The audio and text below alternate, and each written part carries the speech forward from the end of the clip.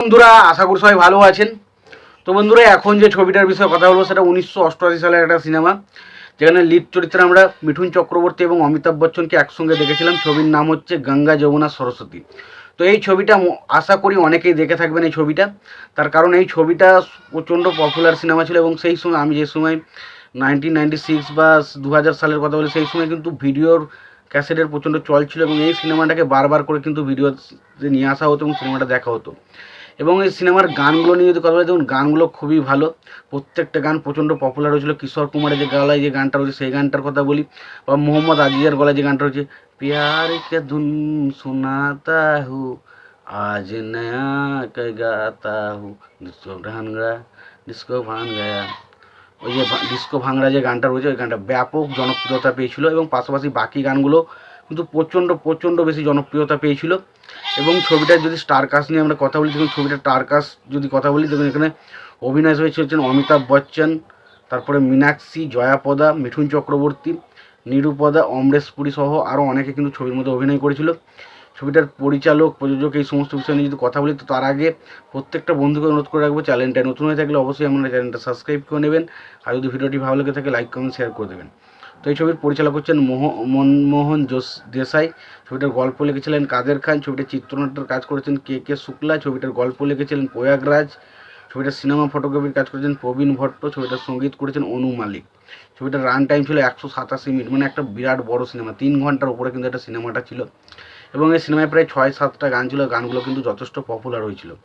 এবার আসি সিনেমাটার গল্পটার বিষয়। তো সিনেমাটার গল্পটার বিষয় দেখতে যাই, এখানে যে মেন যে অ্যান্টাগনিস্টিক ক্যারেক্টারটা বেড়েছে অমরেশ পুরী, তো তিনি তার বোনের কাছ থেকে ষড়যন্ত্র করে তার পুরো সম্পত্তিটা তার নিজের নামে করে লিখিয়ে নেয়, এবং তার বোনদেরকে সেখান থেকে তাড়িয়ে দেয়। এবং তারপর তার বোনেরই ছেলে হচ্ছে গঙ্গা, যে ক্যারেক্টারটা প্লে করেছে অমিতাভ বচ্চন, এবং সে ঠিক করে যে তার বিরুদ্ধে তার মানে যে অমরেশ পুরী ক্যারেক্টারটাকে কাছ থেকে সে প্রতিশোধ নেবে।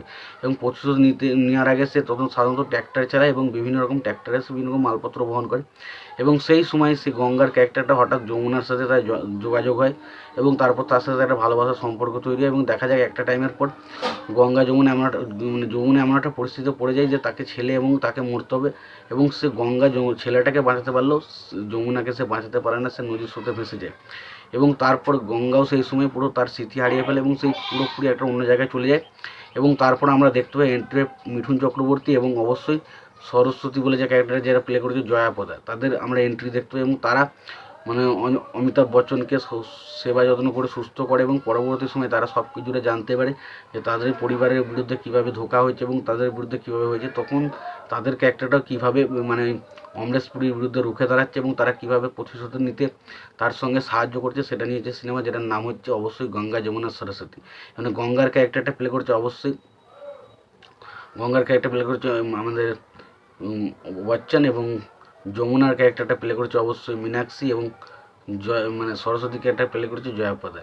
বাকি এখানে মিঠুনের ক্যারেক্টারটার নাম হচ্ছে শঙ্কর। তো এদের দেখুন, এখানে যে মিঠুন চক্রবর্তী এবং অমিতাভ বচ্চনের মধ্যে যে বন্ডিংটা ছবির মধ্যে ফুটে সেটা ব্যাপক ছিল। পাশাপাশি জয়াপদা বা মীনাক্ষীর কাজ বেশ ভালো। ছবিতে অমরেশ পুরী আউটস্ট্যান্ডিং একটা ভিলেনের কাজ করে। ছবিতে অ্যাকশন রয়েছে, কয়েকটা সিন অ্যাকশন, সেগুলো বেশ ভালো। ছবির গল্পটা বেশ টান উত্তেজনাপূর্ণ ছিল। তো ওভারঅল সিনেমাটা কিন্তু একটা বেশ ভালো ছবি ছিল, তবে ছবিটা বক্স অফিসে সেইভাবে ওয়ার্ক করেনি। ছবিটা কিন্তু বক্স অফিসে সেইভাবে সফল হয়নি।